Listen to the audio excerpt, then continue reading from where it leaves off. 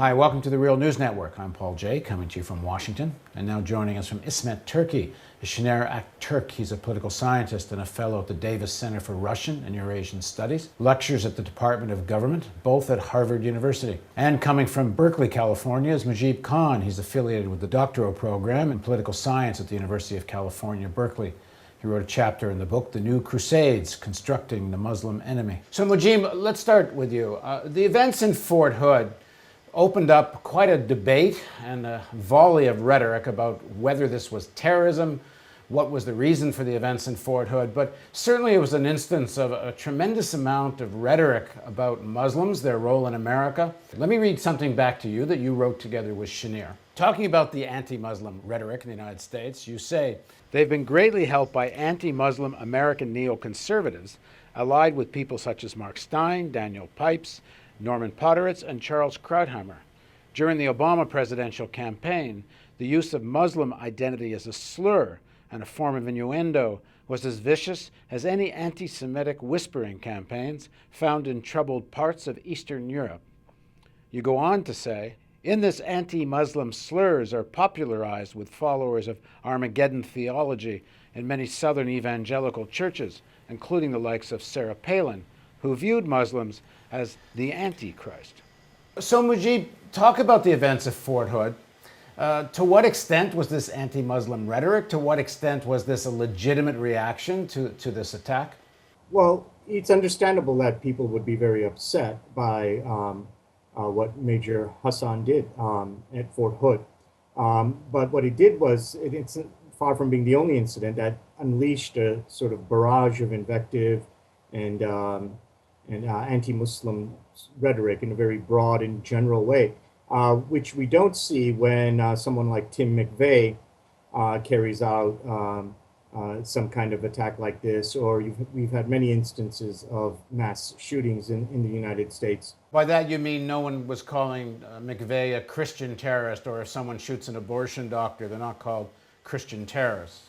Right, or there's an attempt to sort of, delineate that the specific group that person might be affiliated with, or that person acting as an individual. But we never, in a broad brush way, talk about the danger posed by Christians as a whole in America, or white people in America, or other racial or religious groups. But when it comes to Muslims, at the highest levels, in the U.S. government, people like Peter King, Representative Peter King, have made very broad-based general statements saying like there are too many mosques in this country, or that American Muslims pose some kind of threat to the United States. This kind of rhetoric is not policed. It's not, and when these statements are made in our country at such high levels of office, they get away with it. And to me, this is a very troubling racial and religious double standard that we see. Now, in your article, you point to the idea that this is a deeper, more profound ideology that begins in Europe, but also has roots in terms of their view of the apocalypse. Talk a bit about this.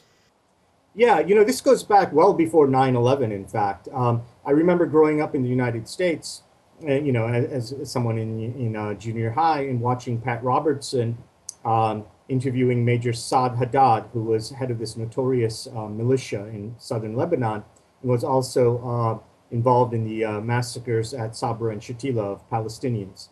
And he was talking about how Islam and Muslims represent the Antichrist, how the United States has to bring about the creation and of Greater Israel. And he was talking about end times prophecy. And I was wondering, this guy probably doesn't know any Muslims. There are not that many of them in Virginia where he was based. But where does this animus come from? So it's been there. It's an ideology that goes back to the 19th century and was considered heretical, known as premillennial dispensationalism, popularized by a British preacher named Darby. But it caught on widely in the South and influenced Cyrus Scofield, who authored the famous Scofield Reference Bible. But as I said, this was largely seen as far out of the mainstream in terms of Protestant theology. But with the creation of Israel in 1948, in particular the Six-Day War in 1967, there emerged this great enthusiasm and popularization of this ideology of end times prophecy and Armageddon. And it's unfortunate, it's become quite mainstream now. It's been very influential in the Republican Party at the base level by people like Jerry Falwell, who created this alliance with the neoconservatives as part of the Reagan Revolution back in 1980. And it's just grown from there with John Hagee and Pat Robertson, and even someone like Franklin Graham. The ideological roots of this anti-Muslim rhetoric and policies, which are very closely aligned with anti-Semitic, anti-Jewish policies in Europe. Shinir, can you talk a bit about what the recent referendum in Switzerland and what it tells us about what's happening in Europe now? Europe doesn't have an enviable history of religious tolerance from the Middle Ages onward, through the Protestant Reformation even, and the resurgent Islamophobia that we observe today is only the most recent new ideology of intolerance, a new form of anti-Semitism, and it actually employs many of the tropes, anti-Semitic tropes that were once upon a time employed in discriminating against Jews. Give us some examples. One of them is this idea of some kind of secret conspiracy, some kind of secret plan that Muslims have of overtaking European countries demographically, economically, politically.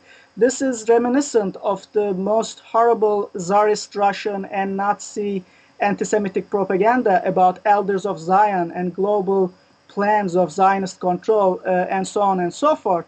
And in both cases, these anti-Semitic propaganda have been employed against a minority that is demographically really small. Muslims in Europe range from 1% to 3-4% of the population in most European countries. Only in France, the figure is about 6-7%. And despite this fact, despite the fact that they are economically underprivileged, they are politically almost unrepresented, they are being demonized as this constantly plotting, ever-organized menace that is about to take over Europe. Just think of France, which has a population that is sometimes claimed to be 8%, even 10% nominal Muslim, and yet there is not a single Muslim representative in the French parliament. Or the recent ban on headscarves, Muslim headscarves in French schools, or the mobilization in Germany against the construction of a large mosque in Cologne, or, for that matter, the constitutional amendment that passed in a popular referendum by 57% of the electorate in Switzerland, a country that takes pride in its history of religious tolerance, going back to Calvin and the Protestant Reformation again, a country that takes pride in its multiculturalism, bringing together Italian speakers, German speakers, French speakers, a country with 4 official languages, a very wealthy country, always ranking in the top 3 in GDP and human development index. And this country has voted by a large margin, by 57%, to ban a key architectural element of Islamic religiosity. This is a development incomprehensible unless we put it in historical perspective of an embedded hostility to religious diversity.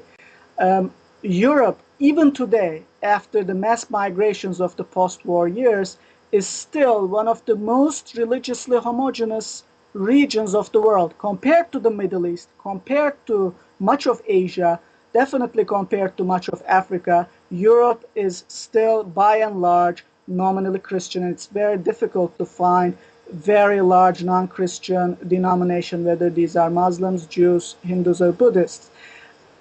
And this is the challenge, the issue that we try to draw attention to in our op-ed was that this is a new ideology of intolerance, and the issue is one of accommodating religious diversity in a Europe that would like to deepen its democracy and build a multicultural society.